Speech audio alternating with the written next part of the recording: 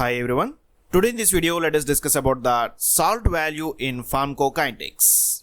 What is this salt value and how we can apply the salt value in calculations of pharmacokinetics.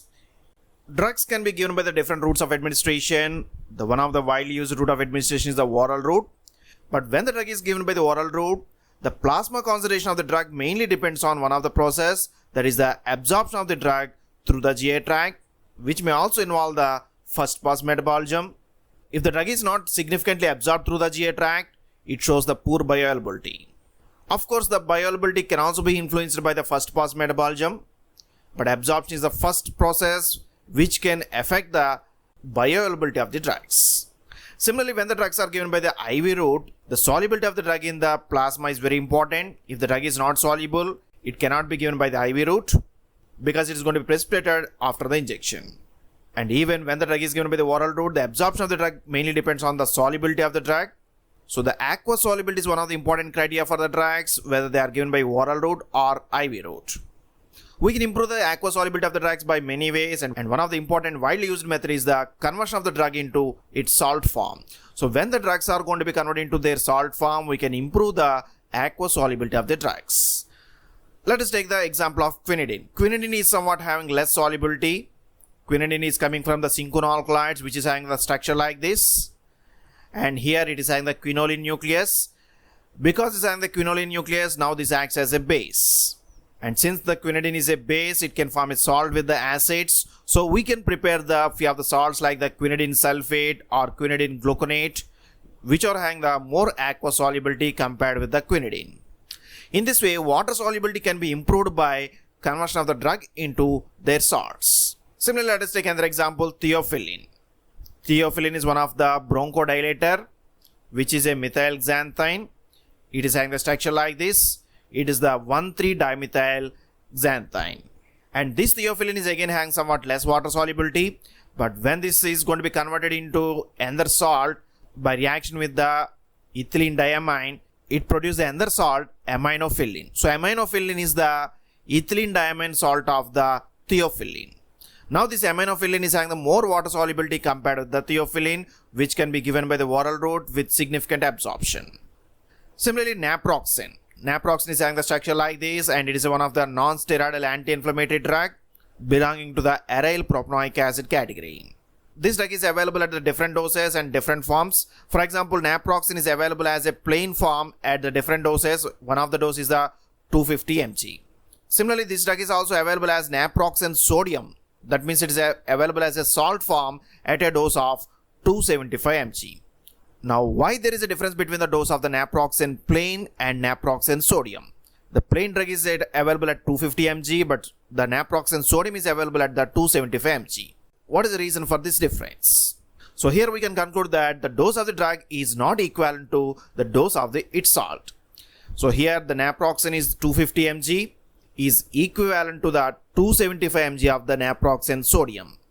Even both are having the same drug, but their doses are different because they are existing as different chemical forms. Let us take the example of quinidine sulfate. Suppose we are going to administer the quinidine sulfate at a dose of 200 mg. Now this quinidine sulfate can be dissolved within the GI tract such that it is going to form a solution, and within the solution we can observe 164 mg of the quinidine.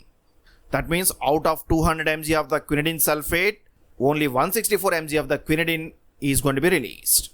Similarly, let us consider the quinidine gluconate. And again, let us take the 200 mg of the salt form. Now, when it is going to be dissolved within the GI tract, it will produce a solution which will have a quinidine at an amount of 124 mg.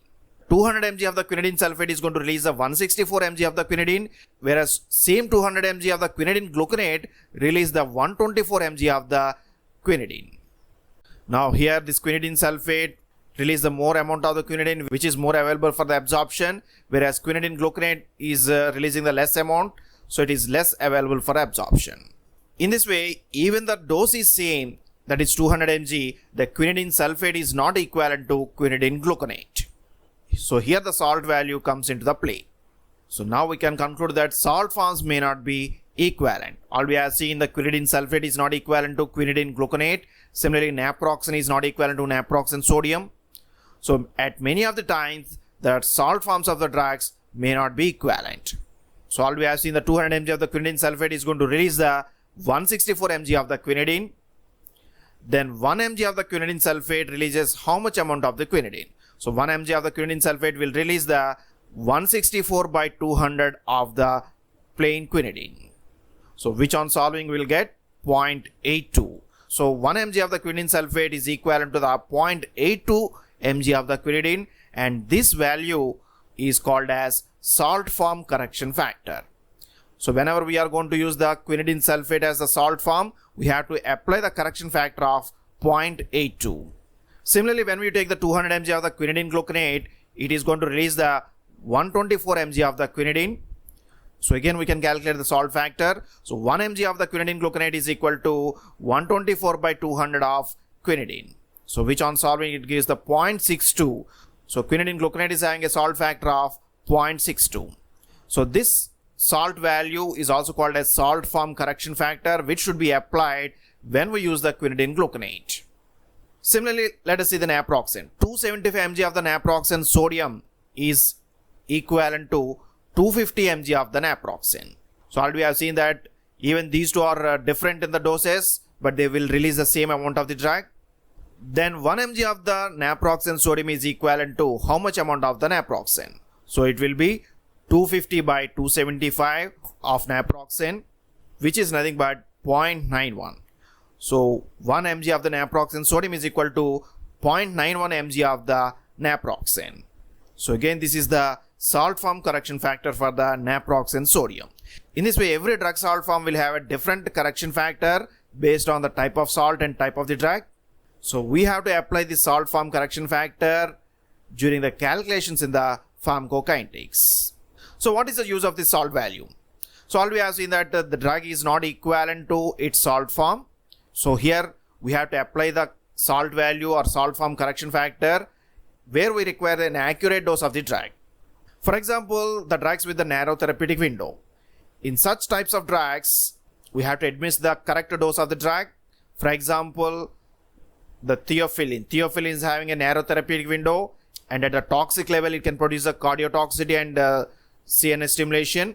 So the dose should be carefully calculated by using the salt form correction factor. Similarly, the drug shows non-linear pharmacokinetics. For example, phenytoin. Phenytoin shows the non-linear pharmacokinetics because of the saturation metabolism. So again, here we have to adjust the dose of the phenytoin by carefully applying the salt form correction factor. And finally, when the drugs are given by the IV route, again we have to apply the salt value. So particularly at the IV infusion, we are going to calculate the loading dose as well as we are also calculating the rate of infusion. So in both of these calculations, we have to apply the salt value in order to get the correct value of the loading dose and rate of infusion.